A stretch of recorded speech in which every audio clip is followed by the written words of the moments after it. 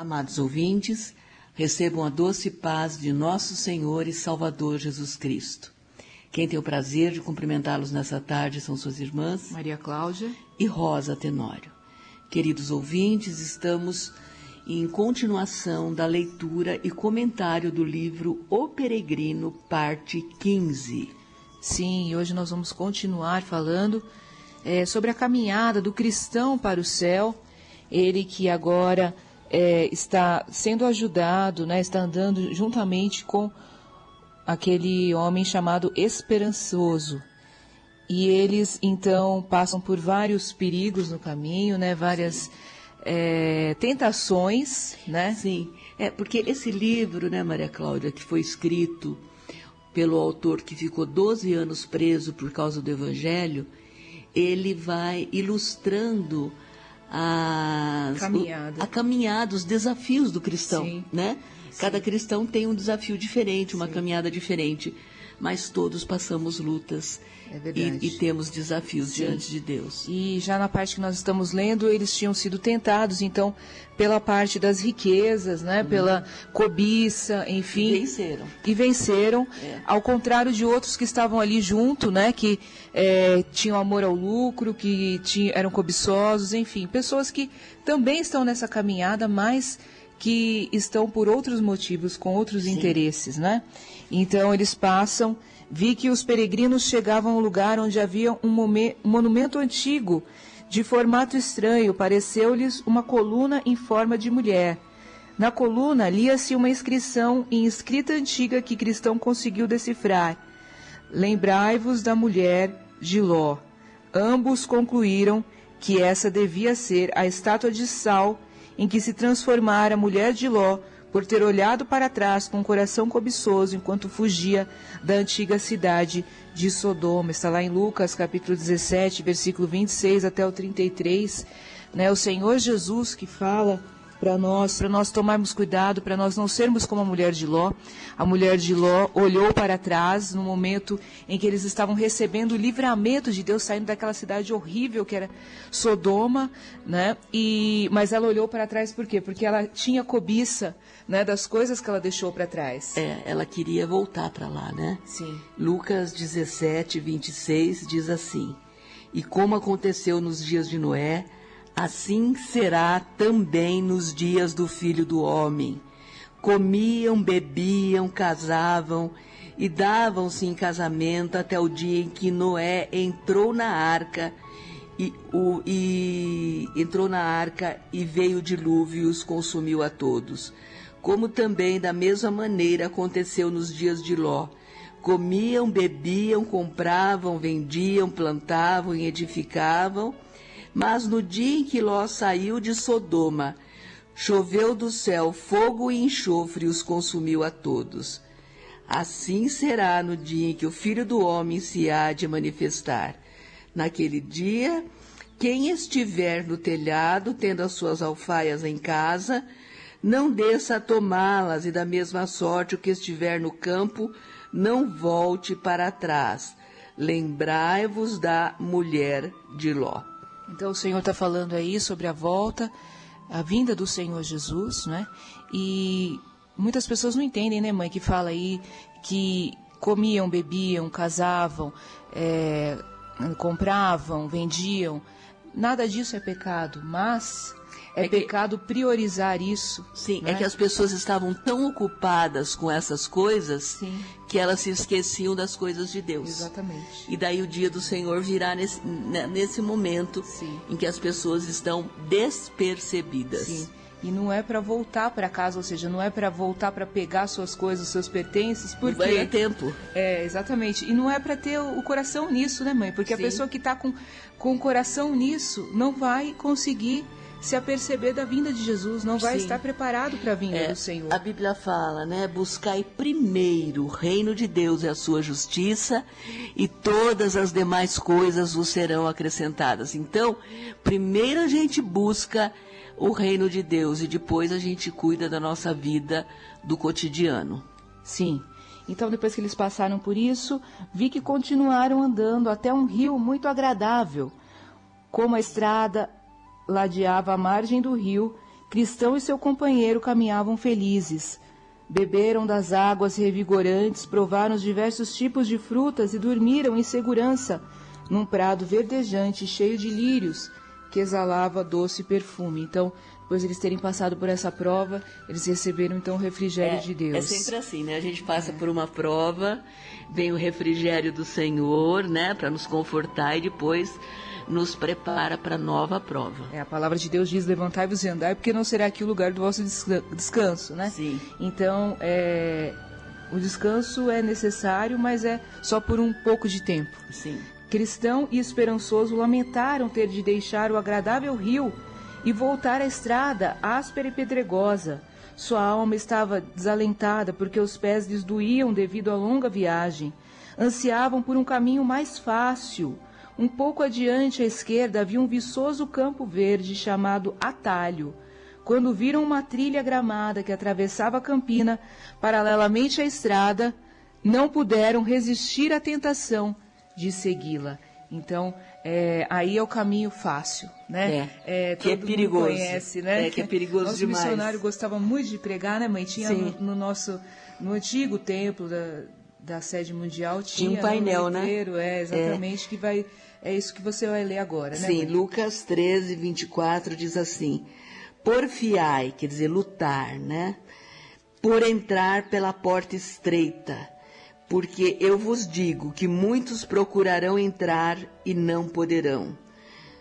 Quando o pai de família se levantar e cerrar a porta e começar a estar de fora e a bater a porta dizendo: Senhor, Senhor, abres, e respondendo ele vos disser: não sei de onde vens. Até o 26. Então começareis a dizer: temos comido e bebido na tua presença e tu tens ensinado nas nossas ruas. E ele vos responderá: digo-vos que não sei de onde sois, apartai-vos de mim, vós todos os que praticais a iniquidade. Quer dizer, a iniquidade é o pecado. Né? Sim, então o caminho fácil, o caminho que não é o caminho estreito, o caminho largo, o atalho, ele leva à perdição, ele leva à morte e ele leva ao pecado, né? Sim. Por que ele é fácil? Porque ele tem o pecado. Então, a vida difícil, a vida dura realmente de quem quer servir a Deus. Tem que ser caminho bem estreitinho. Rejeitando o pecado. Exatamente. A vereda era suave aos pés e eles caminhavam felizes. Então encontraram um homem chamado Vã Confiança, que lhes afirmou conhecer o caminho que levava à cidade celestial. E eles o seguiram. Aconteceu, porém, que ao cair da noite, o céu se escureceu e Vã Confiança, que ia à frente, errou o caminho, caindo no fundo abismo e se espatifou. Então, ou seja, a pessoa procura a felicidade, né, mãe? Tem tanta gente, tanto pregador de felicidade hoje, né? Tanto coach, tanta gente. O importante é você ser feliz. A vida é dura demais, você tem que ter uma vida mais leve, mais fácil, mais feliz. Inclusive, Maria E confiar Cláudia, no seu entendimento, né? Confiar na sua sabedoria, nos seus meios. Nós sabemos que o casamento é indissolúvel, né? Sim. Diante de Deus até a morte, né? É verdade. E tem pregadores que falam: se não deu certo esse casamento com essa pessoa, Deus quer te ver feliz. Deus quer te ver feliz, né? Isso não existe, em nenhum lugar da Bíblia está escrito. Deus quer te ver feliz. Aí estimula aquela pessoa, né, a se casar de novo, porque aquele casamento não deu certo. E a pessoa vai estar em adultério, porque quem casa de novo tendo o seu cônjuge vivo, ele está adulterando, e o adúltero vai para a perdição, a menos que se arrependa. É verdade. Então veja que Deus tem compromisso com a nossa alma. Sim. Não com a nossa felicidade terrena. Como eu disse, está escrito: levantai-vos e andai, porque não será aqui o lugar do vosso descanso. Sim, se for para fazer a nossa vontade, né, Maria Cláudia, a gente ser feliz, então pode fazer tudo. Sim. Pode fazer tudo, porque E tudo a que eu nossa alma quiser vai ser lançada no inferno. Sim, sim. E essa não é a vontade de Deus? Não. A vontade de Deus é a nossa felicidade eterna. Sim. Né? Olha, aqui em Provérbios 3, do 5 ao 7, diz: confia no Senhor de todo o teu coração e não te estribes no teu próprio entendimento. Reconhece-o em todos os seus caminhos e ele endireitará as tuas veredas. Não sejas sábio a seus próprios olhos, teme ao Senhor e aparta-te do mal. Então, veja que vã confiança, né? É o guia que vai levar para a morte, para a perdição. Sim. Né? Ou seja, a confiança em si própria. Aí tá falando bem claro, né? Para não confiar no seu próprio entendimento, tem que confiar na palavra de Deus, tem que confiar na sabedoria de Deus. Sim. Né? Os dois peregrinos gritaram por vã confiança, mas só ouviram gemidos. Naquele momento começou a chover e trovejar. Os relâmpagos brilhavam de modo assustador e a água subia rapidamente, ou seja, na hora que a pessoa se afasta de Deus e começa o temporal, ela não tem o que fazer, ela procura pelo guia, que é a própria confiança dela, né, a sabedoria desse mundo, enfim, e não consegue achar. Embora procurassem, não encontraram o caminho de volta à estrada principal. Logo descobriram que era mais fácil sair da estrada do que retornar a ela. Claro, né? Porque todo tempo o diabo, né? Ele atenta à nossa carne e ele quer tirar a gente do caminho. Sim, né? É isso mesmo. E sem o Espírito Santo para nos guiar, porque eles tinham se afastado, então eles tinham entristecido o Espírito Santo. Sim. Né? E então não tinham mais o Espírito Santo para guiá-los. Finalmente chegaram a um pequeno abrigo onde permaneceram sentados até o amanhecer e por estarem cansados adormeceram. Ora, não longe desse lugar ficava o Castelo da Dúvida, cujo dono era o enorme e terrível gigante Desespero. Caminhando pelos campos na manhã seguinte, o gigante deparou com o cristão e esperançoso dormindo em seus domínios. Com voz severa e grosseira, ordenou que acordassem. Ou seja, a pessoa sai do caminho, vem o desespero. Eles estavam desviados, né? Sim. Momentaneamente desviados, Sim. afastados. Sim, o Espírito Santo não estava mais na vida deles. Sim. E o que acontece, né, mãe, quando o Espírito Santo se afasta, quando Aqui a pessoa em se afasta Lucas do caminho? 11, 24 em diante está escrito: quando o espírito imundo tem saído do homem, anda por lugares secos, buscando repouso e não o achando, diz: tornarei para a minha casa de onde saí. E chegando, acha varrida e adornada. Então vai e leva consigo outros 7 espíritos piores do que ele, e entrando habitam ali. E o último estado desse homem é pior do que o primeiro. Quer dizer, a pessoa desviada, a pessoa afastada, ela está com a casa vazia, Sim. vazia do Espírito Santo. Então, aquele espírito imundo, ou seja, o diabo, ele volta para aquela casa onde ele habitava antes daquela pessoa se converter e traz consigo 7 espíritos piores do que os que tinha antes. Então a gente vê que a pessoa, quando peca, ela fica privada do Espírito Santo e começa a entrar o desespero. Inclusive porque Satanás, não é, incute esse desespero.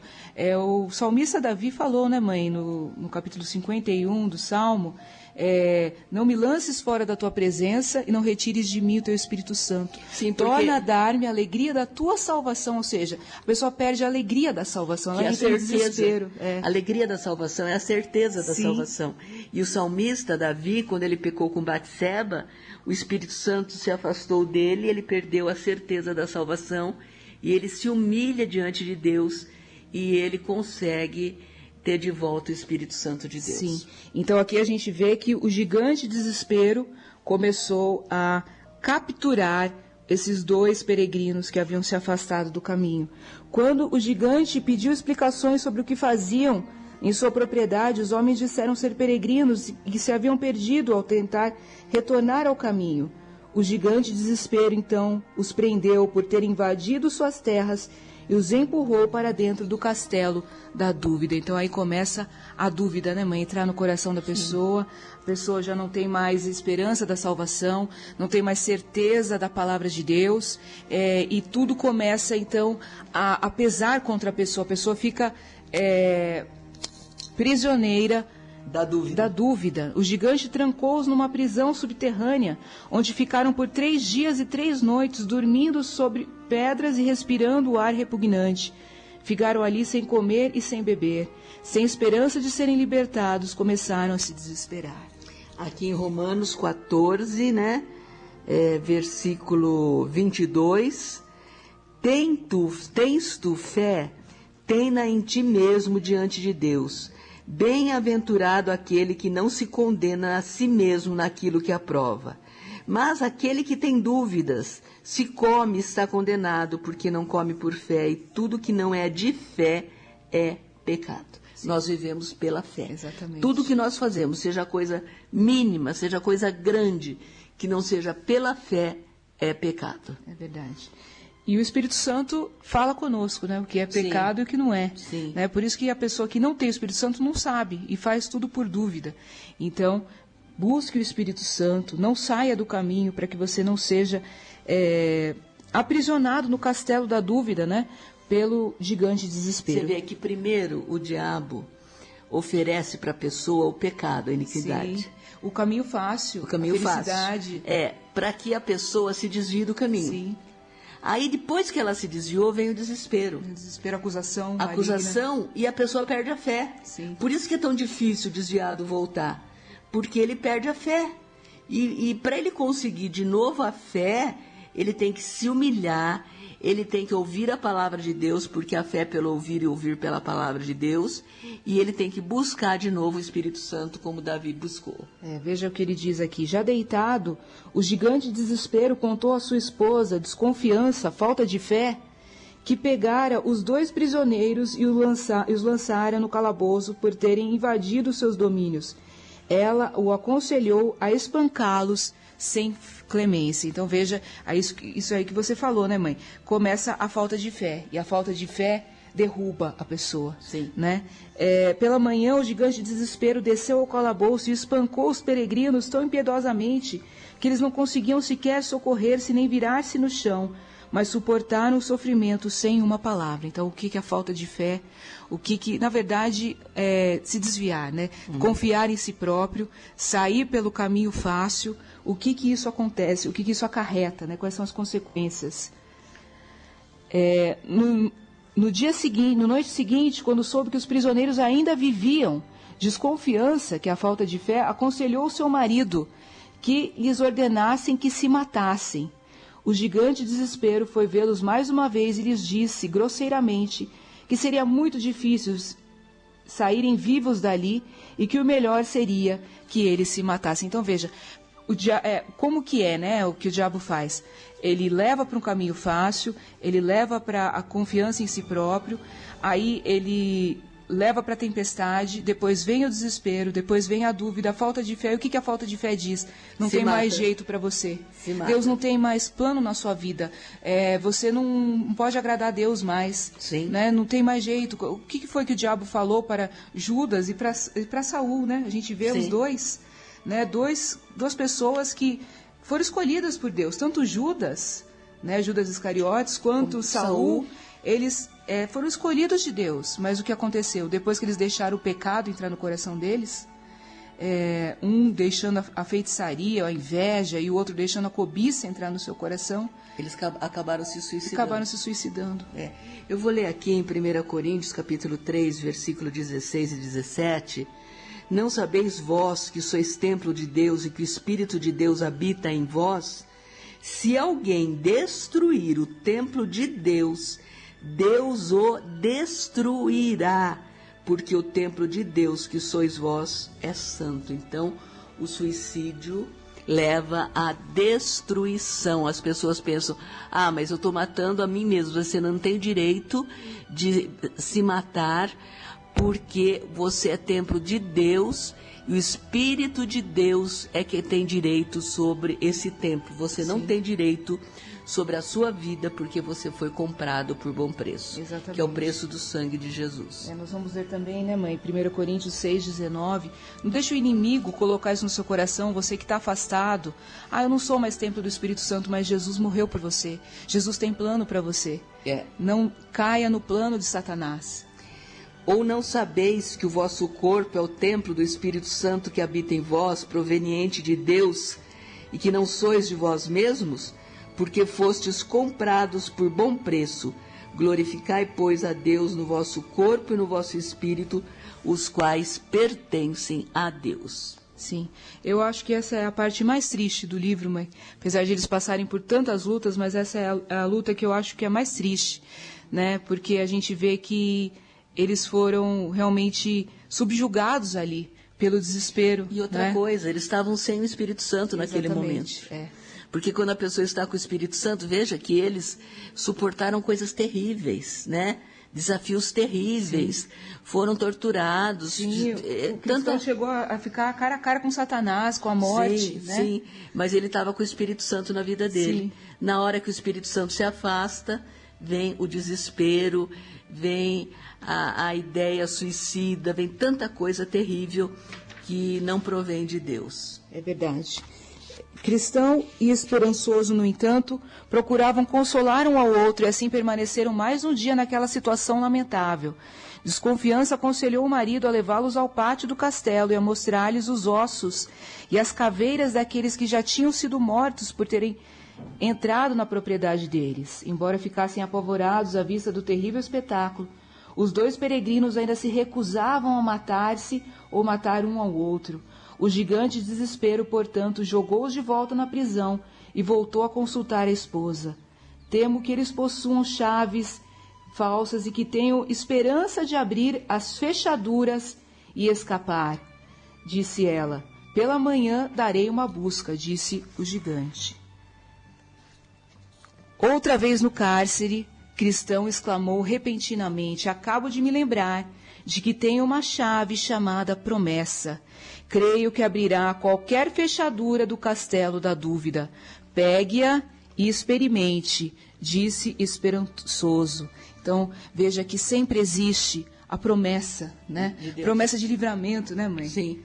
Sim, está aqui em Hebreus capítulo 10, versículo 19 em diante, que diz: tendo, pois, irmãos, ousadia para entrar no santuário pelo sangue de Jesus, pelo novo e vivo caminho que ele nos consagrou pelo véu, isto é, pela sua carne, e tendo um grande sacerdote sobre a casa de Deus, cheguemo-nos com o verdadeiro coração, em inteira certeza de fé, tendo os corações purificados da má consciência e o corpo lavado com água limpa.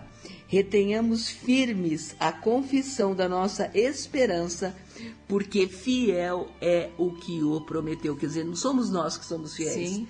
Quem prometeu que é fiel e quem prometeu foi Deus. E aí está falando da nossa entrada, né, mãe?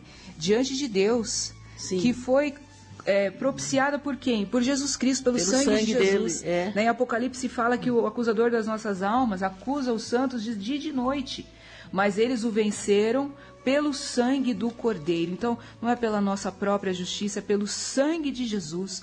Eu quero falar com você hoje que está desanimado, que está afastado.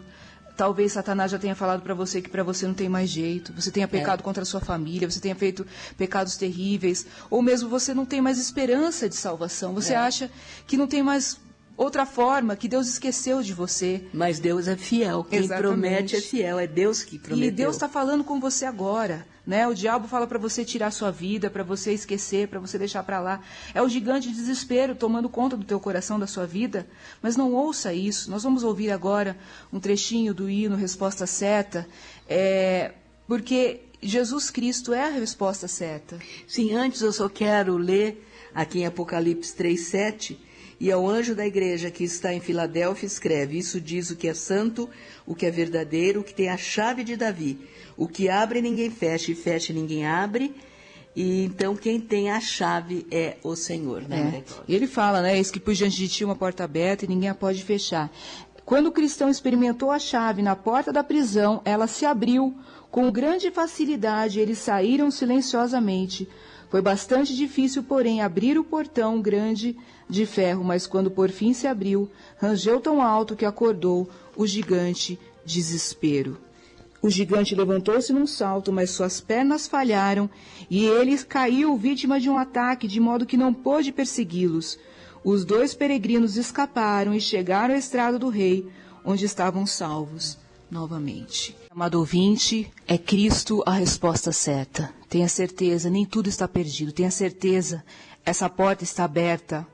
A porta da graça está aberta, que foi aberta pelo Senhor Jesus Cristo, quando Ele falou, está consumado lá na cruz do Calvário.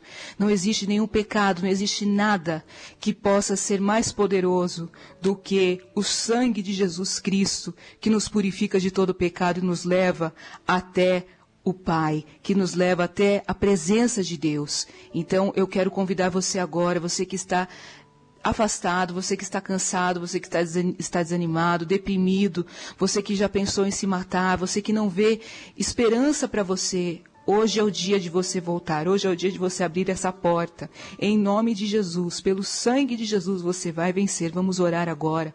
Fale comigo assim: Senhor Jesus, perdoa os meus pecados, escreve o meu nome lá no céu, no livro da vida, e sela com teu sangue. A partir de hoje, eu volto a ser um cristão cheio de fé, cheio de esperança. Me ajuda, Senhor. Tira o desespero do meu coração. Tira a dúvida do meu coração. Tira a acusação do meu coração, Senhor. Eu creio que o sangue de Jesus tem poder. Vamos orar agora. Senhor, esteja agora com essa pessoa que está desesperada, que está aflita, que está desanimada, que está pensando em tirar a sua vida. Oh, meu Deus, tem misericórdia agora, Senhor. Eu creio que o sangue de Jesus tem poder para curar, para libertar, para trazer de volta, para restaurar, para repreender todo o mal agora, em nome de Jesus. Em nome de Jesus. Amém. Você que fez essa oração conosco, entra no nosso site www.ipda.com.br, venha congregar conosco. A fé vem pelo ouvir, o ouvir vem pela palavra de Deus, vem ouvir a palavra do Senhor. E você pode também nos acompanhar no nosso canal no YouTube, Espaço Família Cristã, e seguir os nossos estudos bíblicos. Que Deus abençoe.